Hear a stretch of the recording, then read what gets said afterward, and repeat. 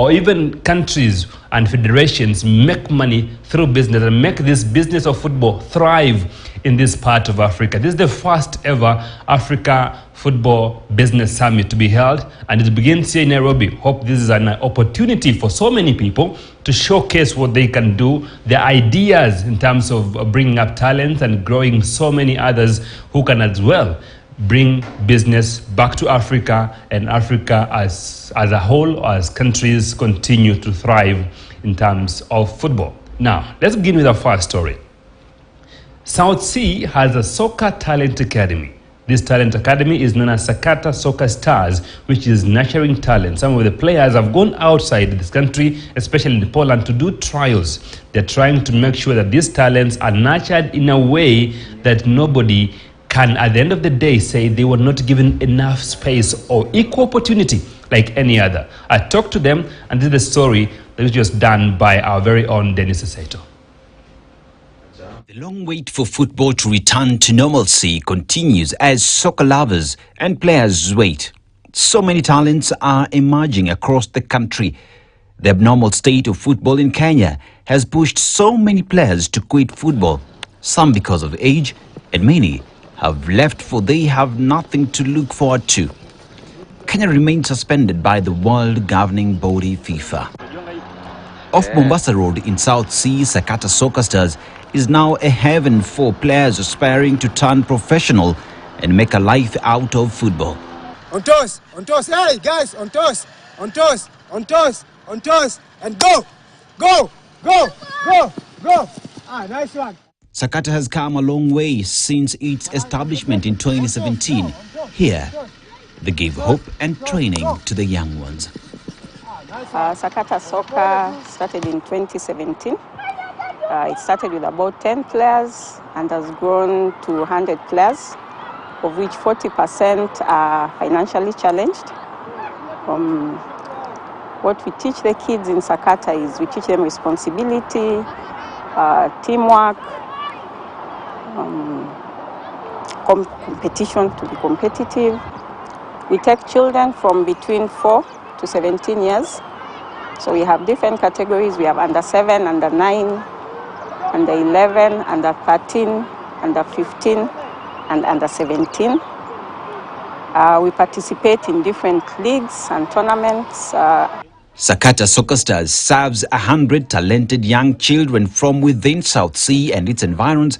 Players from Kibera, Mukuru kwa Ruben, Mukuru kwa Njenga and Kaloleni have been absorbed. Here, they learn so much. Tunaangalia sana skills za watoi. Basics, sana mimi usemanga basics. Naanza na basics, kama dribbling, passing, vitu kama hizo. Naanza na hiyo age ndogo, ndio by the time mtu yana grow anaanza nini hizo basics akiwa mdogo. By the time anafika kitu 15, 17 hapo ana nini kama kupoa. Kitu kingine tena tuna deal hapa na Sakata ni pia discipline. Unajua pia wewe mchezaji hawezi kamali kama ana discipline. So discipline pia hiyo tuko key nayo sana. Hiyo ndio option yetu ya kwanza. Juu unapata unaweza kuwa pia na wachezaji wapoa but hawana discipline. But so far hapa Sakata pia na deal na discipline sana wachezaji. Majority of these players enjoy being here. This is simply their second home, where they train and get to share their challenges and life experiences away from school. Nilianza kucheza Sakata nikiwa 9 years old. Na Sakata inanisaidia kujuana na watu, discipline na keep fit. Hapa niko na marafiki na wanajua kucheza bola, marafiki yangu, na nafurahi kukuja hapa. I like playing football because it makes me more matured and makes me stronger when I'm playing with my age mates girls, and I like football.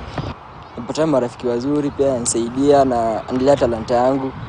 Juu pia mtasi kwa nacheza ball vizuri, lakini nimekam nacheza poa.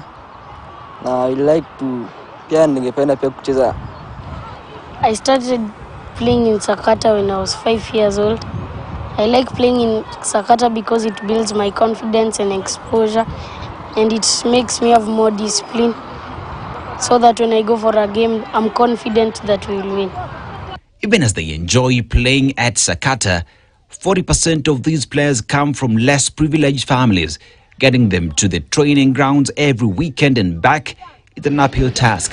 The management can only offer so much. We have had to sponsor their fare, coming here and going back. And of course, there's only so much we can do. So sometimes if we are not able to, the kid might not manage to come and play. There are times when we also support them with maybe some milk, some scones, or something to put in their stomach. And we cannot manage to do that on a daily basis because we do not have the finances to do that. Despite the challenges here, the quality of players at Sakata cannot be overlooked. This is the future of football in Kenya. Target yangu ni the next 5 years kutakuwa na either one or two players hapo wanacheza Champions League.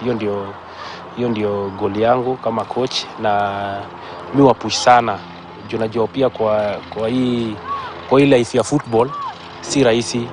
Unaona, so mimi wanga mtough sana kwao, na hata ukiona ball yenye wanacheza au cheza ball fiti sana.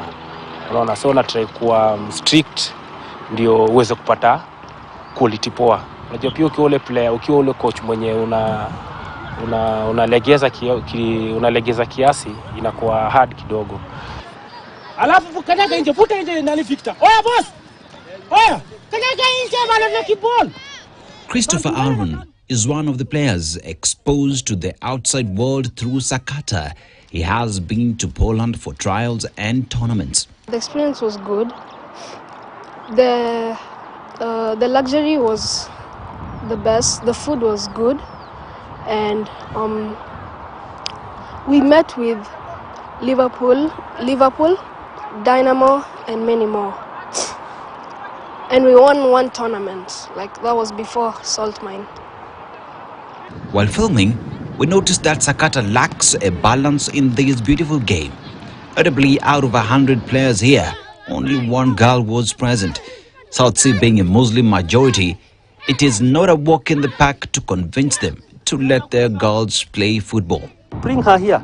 Let her join the other girls that we have in the team so that they can also participate. It also develops the girl in a way that they know that they are able to embrace many other things that traditionally have been considered to be men's area. But we are living in a different world. They are also able to deal with boys, and that's very important. So when they play here and wanachengana, they are able to tackle those boys. It builds that girl's confidence. Gadhoni Njugura, the only girl playing at Sakata, she is 10, and this here was her message to all the girls out there. Football is not only for boys. Most people say it's only for boys, but I want to tell you the truth. The truth is football can be played by any gender. Please come and join me in football. We'll have a nice time here. We are less. Please come and join. The players at Sakata are so determined to live their dreams. Some have identified gaps in teams in Europe. Ningependa kucheza Manchester United juu nimeona wako na shida mingi ya central midfielder na mimi naweza cheza namba vizuri. So ningependa kuichezea. Pia nisaidie hizi timu za huku, nikisha join huko na wasaidie. Na pia niendelee kusaidia pia wazazi wangu na familia na friends. Pia jamii yetu. I want to play with Manchester United because I've seen the mistakes they've made, and I want to replace Maguire since he's the cause of almost all the mistakes and probably all the own goals. I want to play for Tottenham Hotspur because my role model, Heung-min Son, plays for Tottenham. So many parents are determined to give their girls a chance to play and unearth their potential. Margaret Omuyo is such a parent. First of all, I think the fact that I am sure that on Saturday morning and on Sunday afternoon, Mason is fully engaged by Sakata, and he's fully engaged doing something that not only opens up his mind in terms of interacting with other children of different backgrounds, but it's also giving him good health in terms of exercise, and he gets pushed a lot when he's here, and that of course must be helping him in his mind to make sure that he's reminded that life is not just simple. I mean, he has to put effort to be able to survive in this life. Running and managing Sakata Soccer Stars Academy is no joke. It calls for more than just passion. These kids are talented, they have the passion, they want to play, but, well, the body can only do so much. If that kid doesn't have fare, if he doesn't have transport to go back home, well, it means he won't come at the very first instance. He won't come to play. So if there would be any kind of support that goes towards this 40%, to ensure that they come, they have the energy to play, they're able to go back home with a full stomach, they're able to run within the week, they're able to afford a good uniform, that would really help the 40%. To parents out there, the call is simple and clear. So as a parent, I would urge parents to bring their kids to Sakata. It's a wonderful place to be. The kids will learn a lot, they'll benefit in many ways. The assurance we give them is, and it's a safe place. It's a safe place to be, and the various activities that the kids engage in helps them to grow in many ways. And we plan to, these are the children who will even change football in Kenya. He's able to know that he's not always perfect. I mean, he has room for correction, and he has a room to think about the stuff that is not done right and how to improve them. So he's also gotten an opportunity to know that he's not yet the best. I mean, he has room to do so much and improve. And that pushes him even in his schoolwork to know that he can do this today, he can achieve 90% today, but he has room to get to 100% by just putting some more effort and showing up. You know, if he doesn't come for practice, then he will not be able to do better. The next stop for this team will be in Arusha, Tanzania, for a tournament where they hope to net more talents. Sakata Soccer Stars Academy has built a niche in football and established within the capital. The future of football in